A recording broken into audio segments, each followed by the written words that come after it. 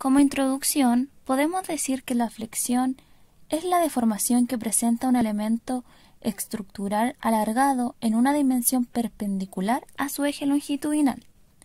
Los elementos sometidos a flexión son, por ejemplo, las vigas. Comportamiento elástico no fisurado. En este caso vamos a considerar una sección de hormigón como la que estoy mostrando en este momento. La sección de la viga tiene una altura h, una altura efectiva d y dicha distancia queda definida donde se ubican las barras de acero y un ancho b. En la parte inferior de la viga se encuentra el área total A sub S. Esta sección originalmente era plana, a la cual fue sometida una carga de momento y dicha carga de momento generó una deformación que la inclinó, como podemos observar. En la cara superior podemos analizar que la deformación que experimenta el hormigón es epsilon sub c, que es la deformación en compresión, y en la cara inferior tenemos la deformación que experimenta el hormigón en tracción, Ct. También podemos observar que la deformación que experimenta el acero, epsilon sub s, que corresponde a una proporción del hormigón.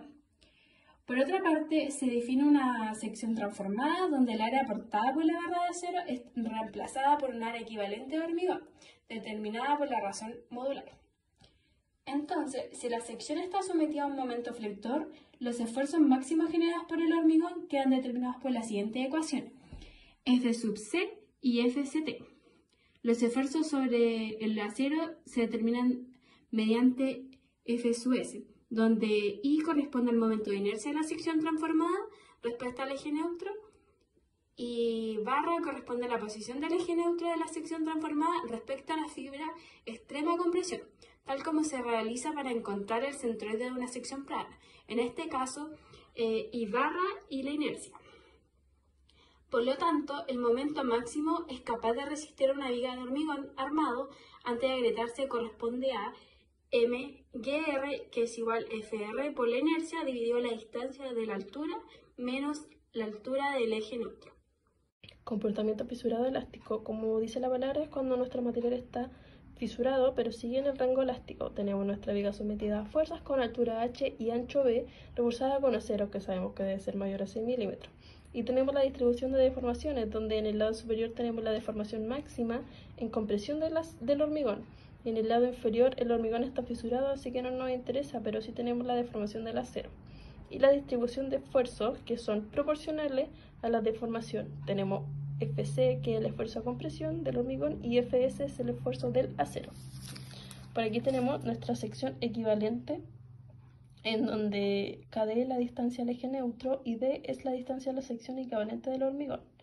También tenemos que KD es el largo de la fuerza triangular de compresión del hormigón. En el equilibrio de fuerzas tenemos que la compresión es igual a la tracción, y con eso podríamos calcular la deformación sobre el acero, que es la que se muestra ahí. Y más abajo también con el equilibrio de fuerzas podemos determinar el KD, que es la zona de compresión y qué tan profunda va a ser la grieta por tracción. Finalmente tenemos el equilibrio de momentos, que podemos determinar la expresión adecuada para el esfuerzo resistente del acero, que es Fs, y el esfuerzo máximo que resiste el hormigón a compresión, que es Fc. Para la máxima flexión, que se muestra abajo, asumimos que Fc es igual a 0,5 veces el Fc', y con esto calculamos el límite elástico, teniendo que cuando excede este límite nuestra viga comienza a comportarse en el rango no lineal. El comportamiento inelástico, donde en una sección rectangular h es la altura total, d es la profundidad donde están los aceros y b será el ancho. En esta siguiente imagen podemos ver que las caras siguen siendo planas por la hipótesis que ya hemos mencionado para realizar este análisis. E sub c son las deformaciones del hormigón a compresión y E sub s son las deformaciones del acero a tracción. Bueno, aquí podemos observar que la distribución de esfuerzo ya no será lineal, sino que es parabólica, donde el máximo lo encontraremos en F sub c, pero podemos ver que el máximo real se encontrará un poco más adentro del elemento. El hormigón no es capaz de resistir los esfuerzos a tracción, por lo que todos estos esfuerzos lo resistirán los aceros. En la figura podemos ver que C es la profundidad comprimida, F sub S es la tensión que experimenta el acero, que se ubica a una distancia D de la cara más comprimida. C se calculará alfa por F sub C por V por C, donde el parámetro alfa debe ser menor que 1. Podemos ver que el resultante de tracción se calcula el área total de acero por la tensión que experimenta el acero. Del equilibrio de fuerzas podemos decir que la compresión es igual a la tracción. En la ecuación de momento podemos decir que se va a calcular la tracción por la distancia entre los dos resultantes menos B por C. De estas dos siguientes fórmulas, donde tracción es igual a tensión que experimenta el acero por el área del acero, y la siguiente que se calcula por la tensión que experimenta el acero por el área del acero, debido el parámetro alfa por la tensión del hormigón por V, que sería el ancho, se puede llegar a la siguiente ecuación. Falla por fluencia. Si el área de acero proporcionada a la sección es baja, el refuerzo alcanzará tempranamente su límite de fluencia, antes que el hormigón alcance su resistencia. En tal caso, la resultante de tracción permanecerá constante. Esto quiere decir que la tracción es igual al área del acero por F sub I.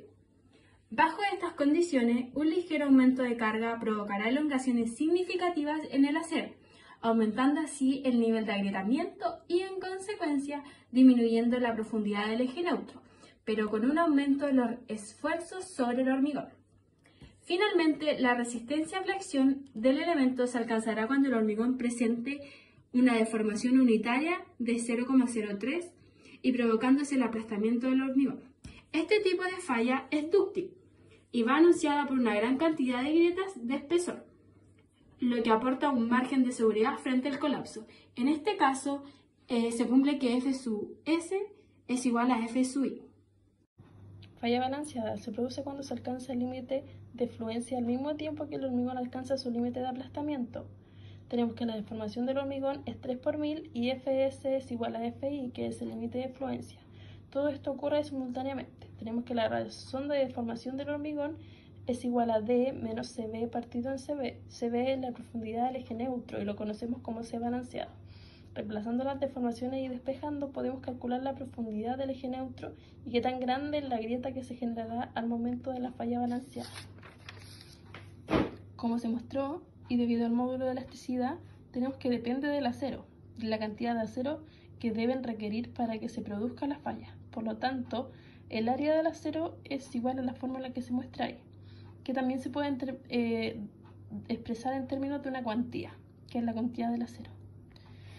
Y teniendo en cuenta que Fs es igual a Fi y C es igual a C sub D, nos queda la cuantía como la que se muestra ahí.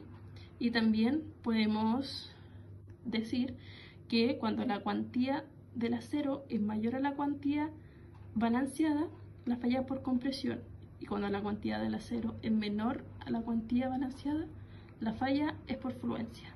El primer tipo de falla será la falla por compresión, que es cuando el esfuerzo que experimenta el hormigón en la cara más lejana alcanzará el límite máximo. Esto ocurrirá cuando el hormigón alcance una deformación de al menos un 3 por 1000. También podemos decir que el acero no alcanza el límite de fluencia, por lo que el módulo de elasticidad del acero se multiplica por la deformación que experimenta el acero. Por lo que la ecuación nos quedaría F sub S será igual a E sub S multiplicada por D menos C dividido C por 0,003.